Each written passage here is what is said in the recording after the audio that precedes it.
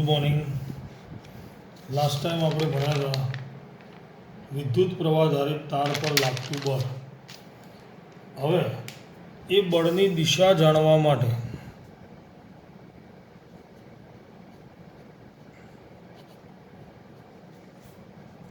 ફ્લેમિંગના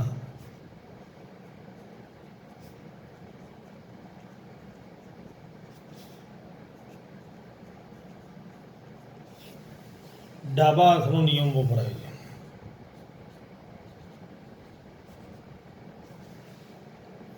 તો આપણે જોઈએ ફ્લેમિંગના ડાબા હાથનો નિયમ શું કહે છે. ડાબા હાથનો અંગૂઠો, પ્રથમ આંગળી અને વચ્ચેની આંગળી. ડાબા હાથનો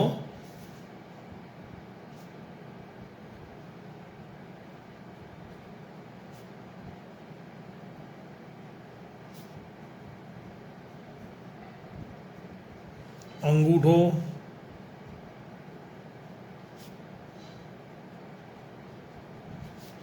પ્રથમ આંગળી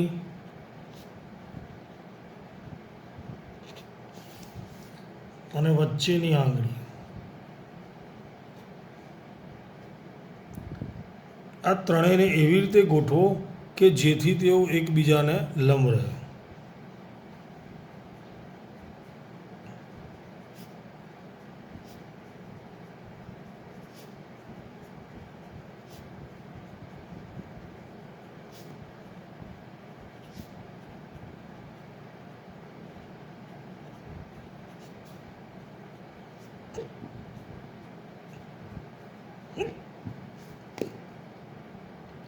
ચલો, આ નિયમમાં શું કહે છે?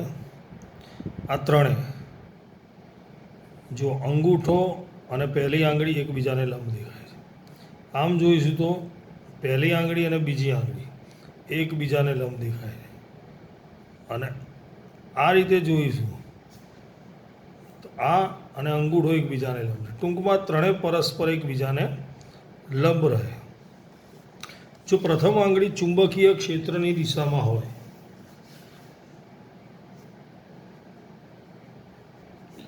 પ્રથમ આંગળી ચુંબકીય ક્ષેત્રની દિશામાં હોય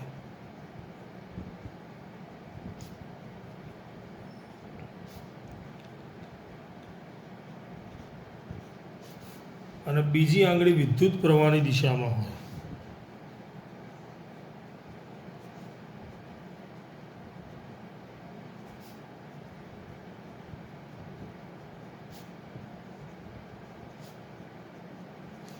તો અંગૂઠાની દિશા વાહક પર લાગતા બળની દિશા દર્શાવે છે. તો અંગૂઠાની દિશા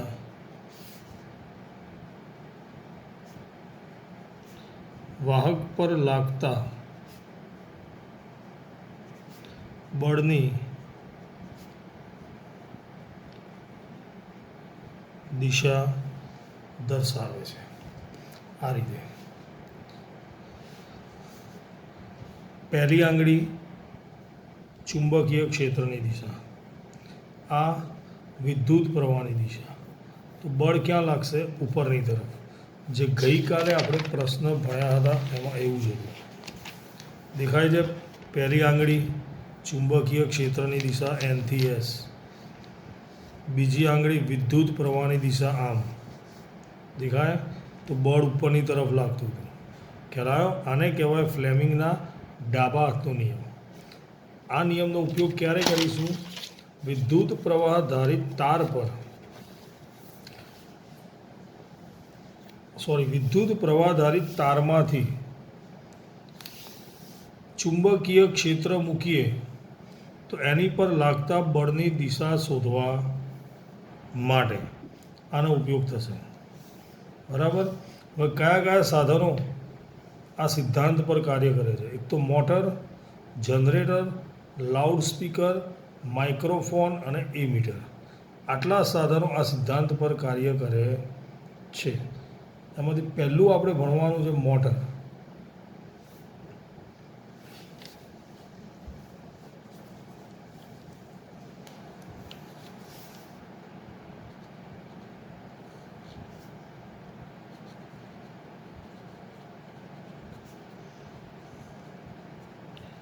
વિદ્યુત મોટર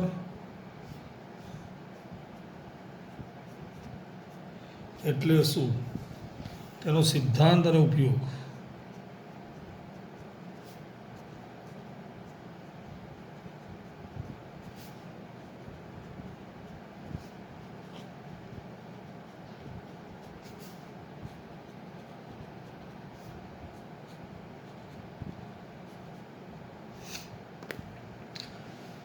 હવે રાજ્ય સરકારનો જે નિયમ હમણાં તમે આની વાત પછી કરીએ, બીજી એક વાત કરું છું કે રાજ્ય સરકારે જે હમણાં નિર્ણય લીધો છે કે બોર્ડની એક્ઝામ મે મહિનામાં લેવાશે અને અભ્યાસક્રમમાં 30% કાપ મૂકેલો છે. એ મુજબ વિદ્યુત મોટર ટોપિક ભણાવવાનો છે ખરો, તમારે વાંચવું હોય તો વાંચવાનો છે પણ ખરો, પણ એક્ઝામમાં પૂછાશે નહીં.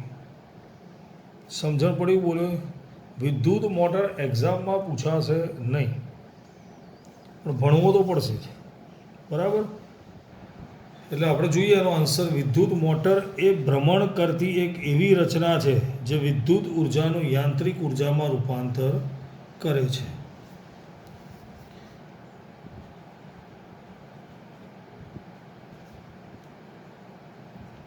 વિદ્યુત મોટર એ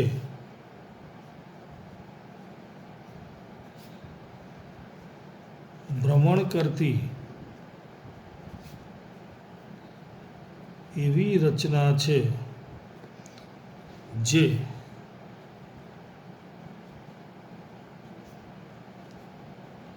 વિદ્યુત ઉર્જાનું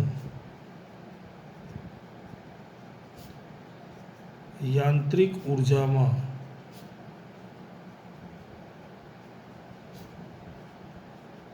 રૂપાંતર કરે છે.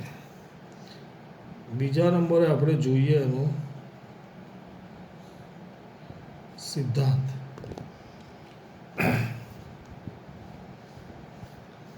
જે આપણે આગળ ભણ્યા એ પ્રશ્ન.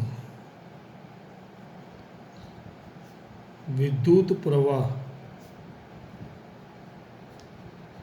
ધારિત તારને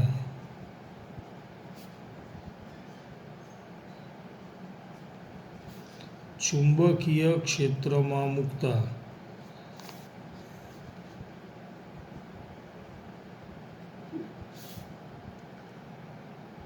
તેની પર બળ લાગે છે.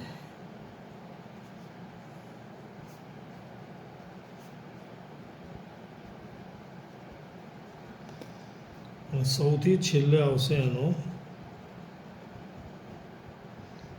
ઉપયોગ.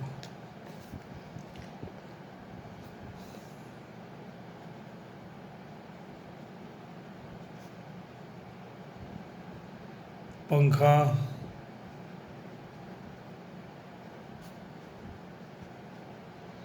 રેફ્રિજરેટર, મિક્સર,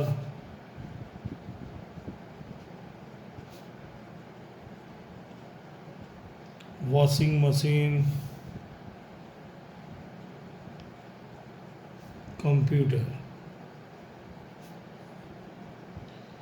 વગેરેમાં વિદ્યુત મોટર વપરાય છે. ચલો, મોટર એ ભ્રમણ કરતી એવી રચના છે જે વિદ્યુત ઉર્જાનું યાંત્રિક ઉર્જામાં રૂપાંતર કરે છે. એનો સિદ્ધાંત શું છે? તો કે વિદ્યુત પ્રવાહ ધારિત તારને ચુંબકીય ક્ષેત્રમાં મૂકતા તેની પર બળ લાગે છે. ઉપયોગ શું છે? તો કે વિદ્યુત પંખા, રેફ્રિજરેટર, મિક્સર, વોશિંગ મશીન અને કમ્પ્યુટર વગેરેમાં મોટર વપરાય છે. હા, ચલો હવે આપણે જોઈએ મોટરની રચના અને કાર્યપદ્ધતિ.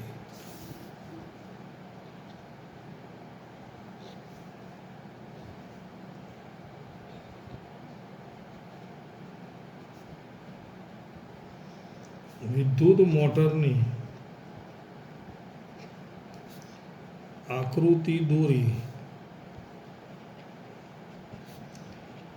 રચના અને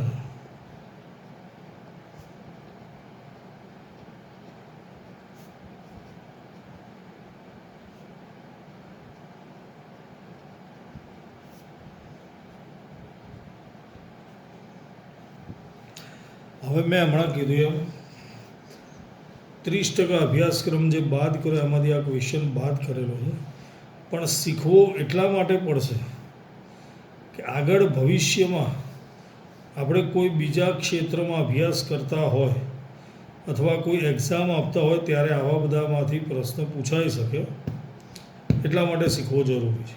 બરાબર. ચલો, સૌથી પહેલાં આપણે એની આકૃતિ દોરીએ.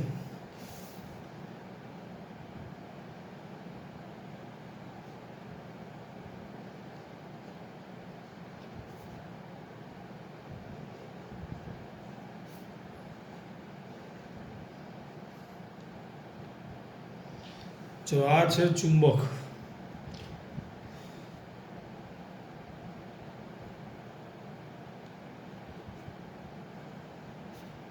જેની વચ્ચે ગોઠવેલું છે તારનું લૂપ.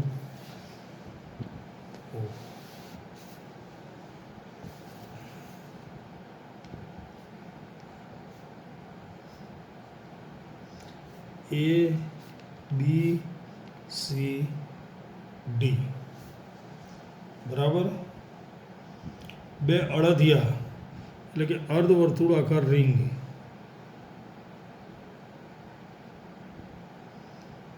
આજે મેં દોરીએ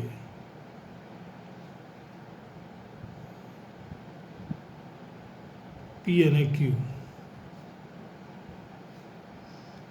અને એની પાછળ જે સ્થિર બ્રશ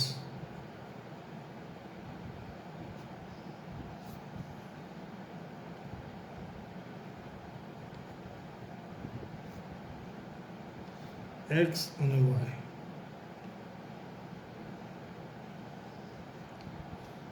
અને એની સાથે જોડેલ છે બેટરી.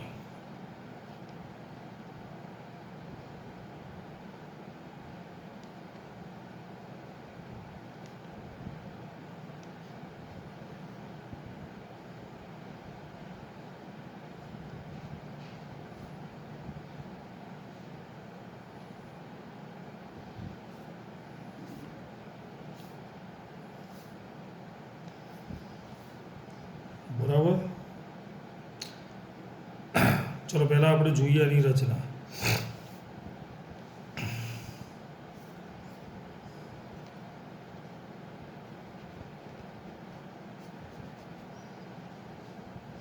તો આકૃતિમાં દર્શાવ્યા મુજબ તાંબાના તારનું લૂપ ABCD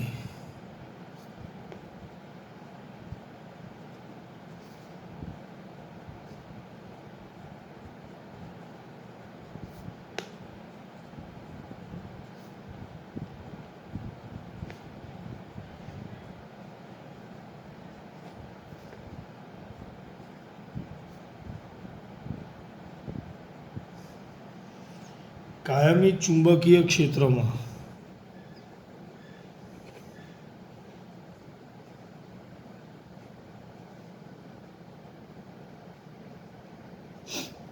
એવી રીતે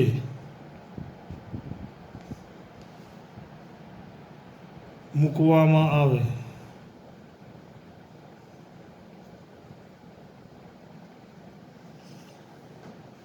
જેથી AB અને CD બાજુઓ ચુંબકીય ક્ષેત્રને લંબ રહે.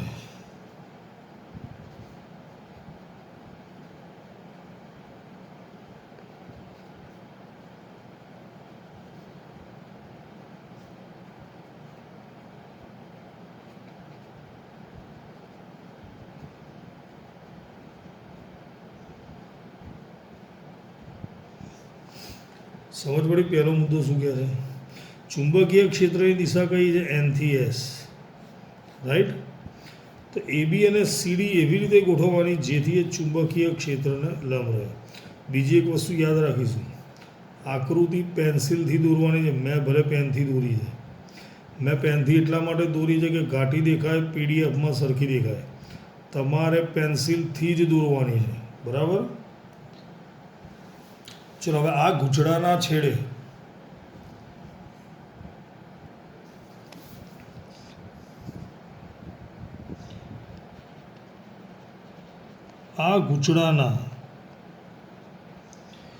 બંને છેડાઓ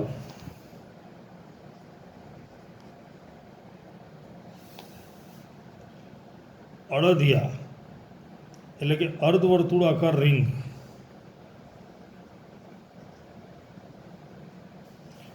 પી અને ક્યુ સાથે જોડવામાં આવે છે.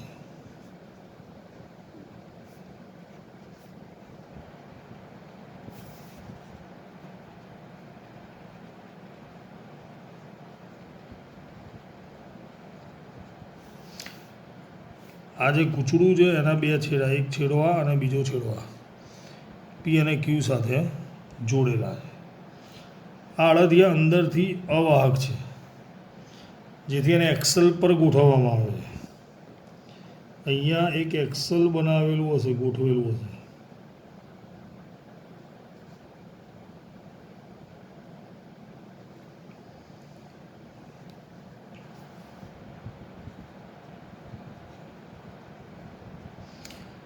અડધિયા અંદરથી અવાહક છે.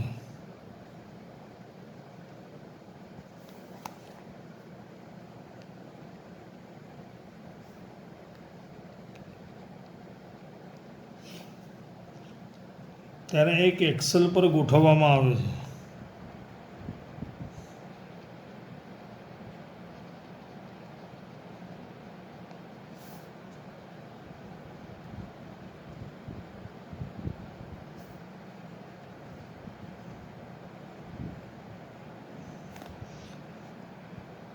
જેથી તે સરળતાથી ભ્રમણ કરી શકે. આ શું ભણીએ છીએ આપણે? મોટરની રચના.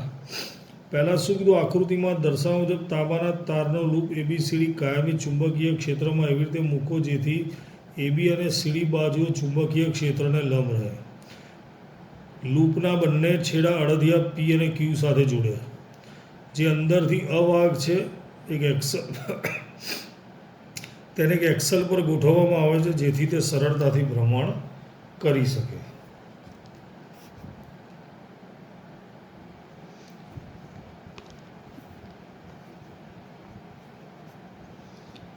આ રિંગની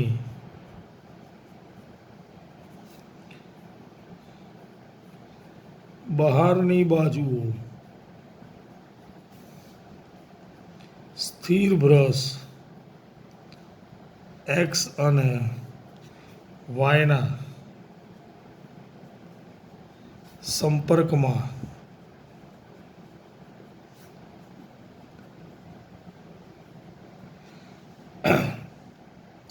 રાખવામાં આવે છે.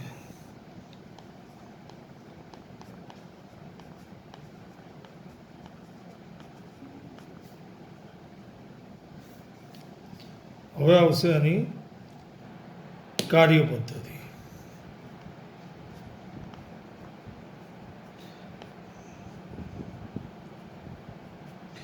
બ્રશ એક્સ અને વાય વચ્ચે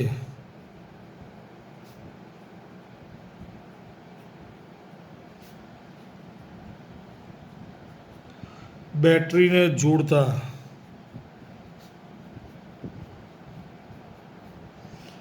લૂપ એબીડીસીમાં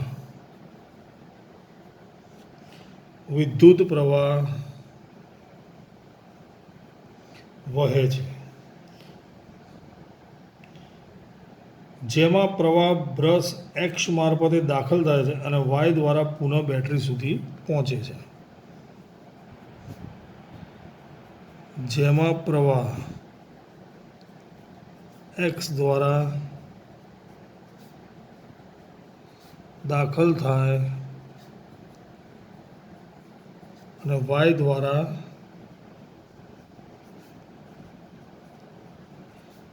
બેટરી સુધી પહોંચે છે. એબી અને સીડીમાં વહેતો પ્રવાહ ચુંબકીય ક્ષેત્રને લંબ છે.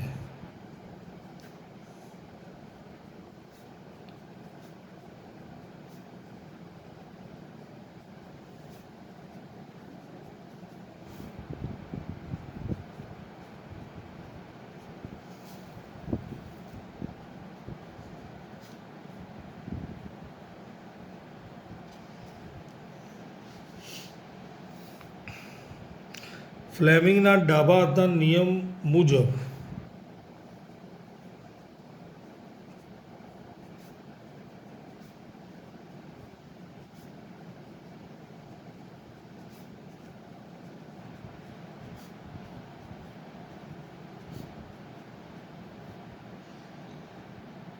એબી પર લાગતું બળ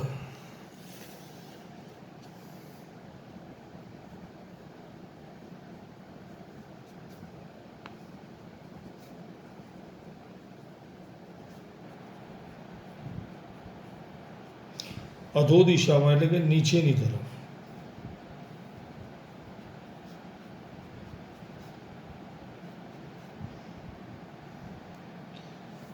અને સીડી પર લાગતું બળ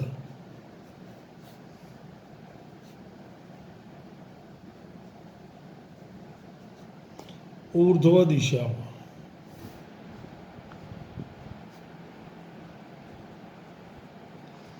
ઊર્ધ્વ એટલે ઉપરની તરફ જેને કારણે ગૂંચળું વિષમ ઘડી દિશામાં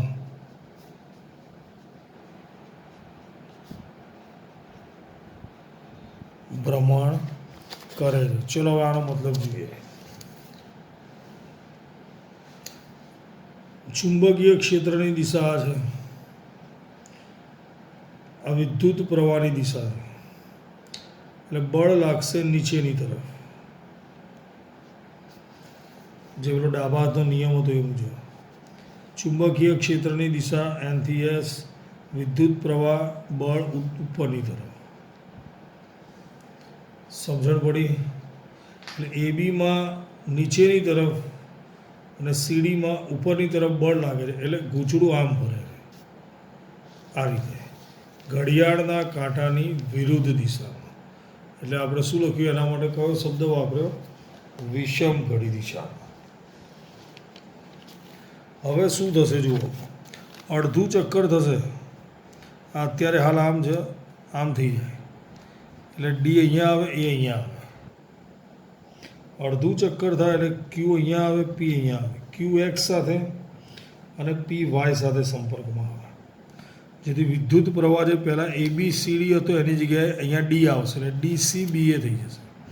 પ્રવાહની દિશા બદલાય તો આગળ એમ્પિયરના પ્રયોગમાં જોયું હતું આપણે. પ્રવાહની દિશા બદલાય તો શું થાય? બળની દિશા પણ બદલાય. એટલે હવે એબી પર ઉપર અને સીડી પર નીચે બળ લાગશે.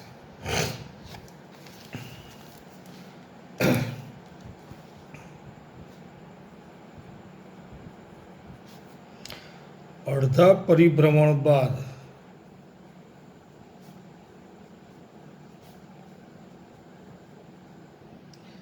ક્યુ બ્રશ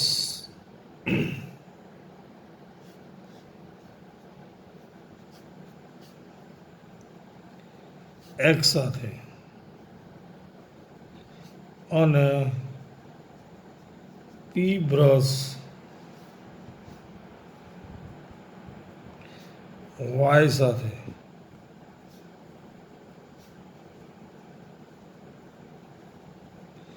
સંપર્કમાં આવે છે.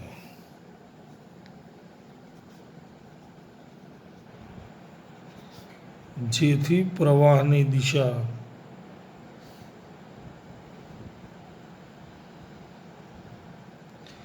ઉલટાય છે.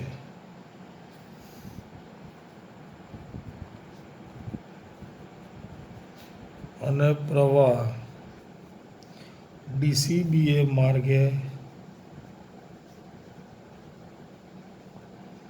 વહે છે. પ્રવાહની દિશા ઉલટાય એટલે બીજું શું બદલાય? પ્રવાહની દિશા ઉલટાય એટલે બળની દિશા પણ ઉલટાય. એટલે લખવાનું પ્રવાહની દિશા ઉલટાઈ જતા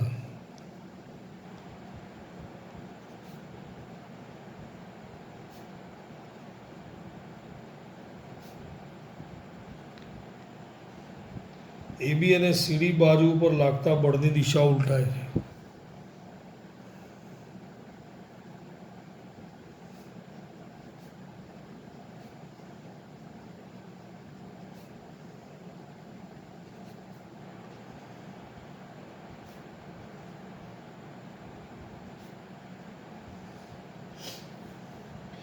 માટે એબી બાજુ પર હવે બળ ઉર્ધ્વ દિશામાં અને સીડી બાજુ પર બળ અધો દિશામાં લાગે છે.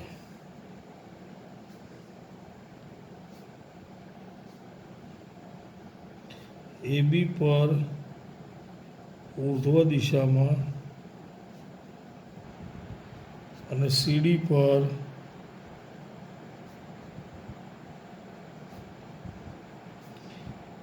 અધો દિશામાં બળ લાગે છે.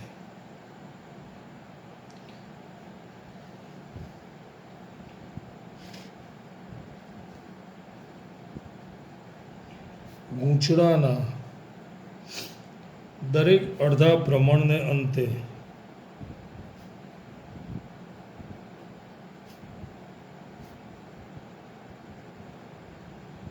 દિશા ઉલટાય છે.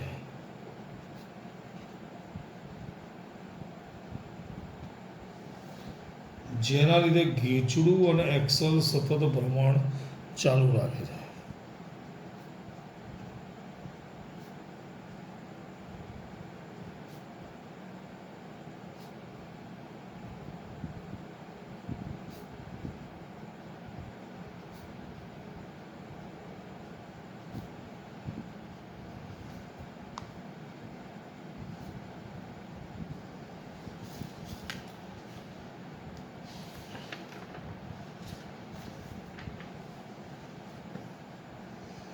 આ જ એની કાર્યપદ્ધતિ. આપણે આકૃતિની અંદર સમજીશું તો વધારે ખ્યાલ આવશે. શું કીધું છે આપણને? એક્સ અને વાય સાથે બેટરી જોડીએ એટલે વિદ્યુત પ્રવાહ પસાર થશે. પ્રવાહ એક્સ દ્વારા દાખલ થશે અને વાય દ્વારા બેટરીમાં પાછો આવશે. એબી અને સીડીમાં વહેતો પ્રવાહ ચુંબકીય ક્ષેત્રને લંબ છે. આથી ફ્લેમિંગના ડાબા હાથના નિયમ મુજબ એબી પર અધો દિશામાં એટલે કે નીચેની તરફ, સીડી પર ઉર્ધ્વ દિશામાં એટલે કે ઉપરની તરફ બળ લાગે છે. એટલે ગૂંચળું આમ ફરે છે વિષમ ઘડી દિશામાં. અડધું ચક્કર થાય એટલે શું થશે? ક્યુ જે છે એ એક્સ સાથે, પી જે છે એ વાય સાથે. આ એક્સ અને વાય સ્થિર છે, એ નહીં ફરે. પી ક્યુ અને એક્સલ ફરશે એટલે ક્યુ એક્સ સાથે, પી વાય સાથે જોડાય. આ ડી અહીંયા આવી જશે, સી અહીંયા આવશે, આ બે બદલાશે, આ બે બદલાશે. એટલે વિદ્યુત પ્રવાહની દિશા બદલાઈ ગઈ. એબીસીડી જતું હતું એની જગ્યાએ હવે અહીંયા શું આવી ગયું? ડી આવ્યું એટલે ડીસીબીએ જશે. પ્રવાહની દિશા બદલાય તો બળની દિશા પણ બદલાય છે. પહેલાં એબી પર ઉર્ધ્વ દિશામાં બળ લાગતું, હવે એબી અહીંયા આવે એટલે પહેલાં એબી પર અધો દિશામાં બળ હતું એટલે કે નીચેની તરફ. એબી અહીંયા આવે એટલે ઉપરની તરફ લાગશે. સમજણ પડી? સીડી અહીંયા આવશે એટલે એમાં નીચેની તરફ લાગશે. દરેક અડધા ભ્રમણને અંતે દિશા ઉલટાય છે, જેના લીધે ગૂંચળું અને એક્સલ સતત ભ્રમણ ચાલુ રાખે છે. હવે આ જે રચના આપણે ભણ્યા મોટરની, આ મોટરનો ઉપયોગ હમણાં મેં કીધું એમ પંખા, ફ્રીજ, મિક્સર, વોશિંગ મશીન, કમ્પ્યુટરમાં થતો હોય છે. પણ એની અંદર રહેલી મોટર ખોલીને જોશો તો આવું નહીં દેખાય. આ ફક્ત સમજૂતી માટે આવું આપ્યું છે. હું શું બોલું સમજ પડે છે? સમજૂતી માટે આવું આપ્યું છે. બાકી એની એકચ્યુઅલ રચના આના કરતાં ઘણી અલગ હોય છે. સમજણ પડી દરેક જણને? આજે ફક્ત આપણે મોટર વિશે ભણ્યા, બરાબર? દરેક તૈયાર કરશે આ પ્રશ્નને. પહેલાં ડાબા હાથનો નિયમ, એના પરથી મોટર. ઓકે.